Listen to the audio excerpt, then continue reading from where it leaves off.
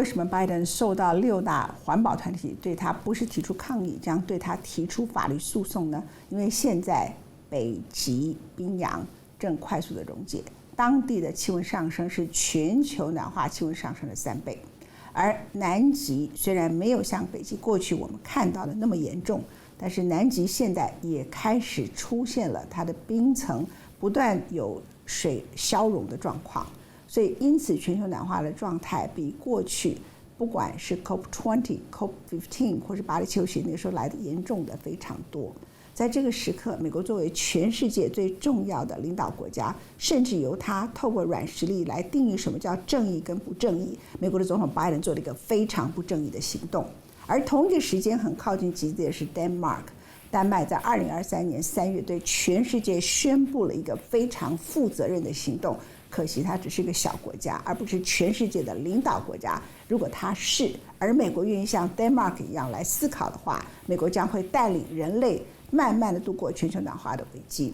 丹麦宣布，他们将进行第一次的碳封存，就是把二氧化碳大气层里头二氧化碳碳封存到北海的海底里头。The world has changed a lot in the past 1,000 years. But for most of that time, one thing remained the same: the amount of carbon dioxide in the atmosphere. But in the late 18th century, this happened, and the levels began to climb. And then in the 20th century, it goes through the roof. It goes to levels that it's not been seen at in nature for millions of years. The increase in atmospheric carbon is the biggest contributor to climate change. 从工业革命至今，人类已经释放了大约1.5兆吨的二氧化碳，排放浓度已达400万年来最高，这足以让地球暖化数百甚至数千年。倘若人类无法将升温控制在摄氏1.5度，倘若人类无法在2050年前达到净零排放的承诺 ，By 2050, pollution may be so bad, there might not be fresh air to breathe. Rising ocean temperatures could destroy nearly all the world's coral, decimating our fish stocks. Global harvests will likely be failing, sending our food prices skyrocketing, and even more people into food poverty. Our world could be so catastrophically hot that sea level rise would displace millions.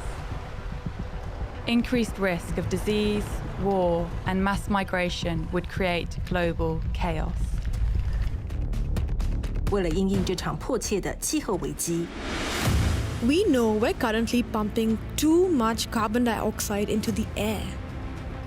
But wouldn't it be amazing if we could find a way to suck it all up and send it back deep underground? Effectively, it's a solution that works. I think things are moving much more quickly than people expected. Climate scientists are now saying that without such technology, we won't hit our climate targets. Can this actually work? 这是德国之声记者2年前的疑问，而丹麦在2023年3月向世界宣布，他们有了答案。Deep in the North Sea, Project Greensand is helping to shift the course of climate change. For the first time in history, a cross-border carbon capture and storage project is testing all 3 stages of the process to capture, transport, and permanently store CO2. Royal Highness, I can confirm that we have now started to inject the first CO2 in the North Sea. 在王储见证下，丹麦3月8号启动了全球首个跨境碳封存项目——绿沙二氧化碳储存项目。Through absorption, cooling, and compressing, we can capture the CO2 before it's released into the atmosphere and turn it into liquid to be transported. A treaty between Belgium and Denmark allows transportation of liquid CO2 across national borders. A modified ship carries the tanks of CO2 to the Nini platform in the middle of the North Sea. The CO2 is then safely and permanently stored in the oil reservoirs 1,800 meters below the seabed. By 2030, Project Greensand could safely store up to 8 million tons of CO2 a year, equivalent to 40% of Denmark's emissions reduction target.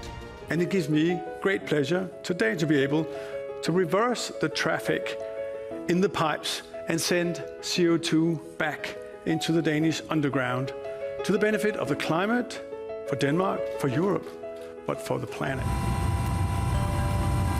该项目由英国化石巨头英力士与德国石油及天然气公司温特希尔主导，预计在2025年前把达150万公吨的二氧化碳注入在北海区域已耗尽的石油和天然气田。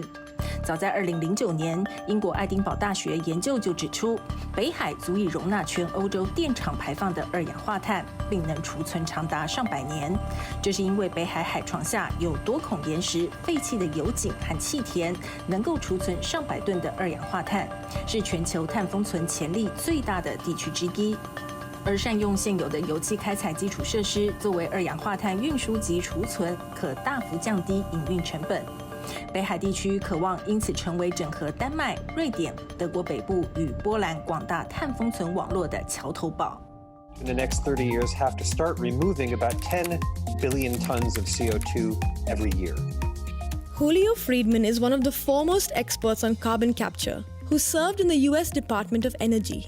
He says massive CO2 removal needs to start now.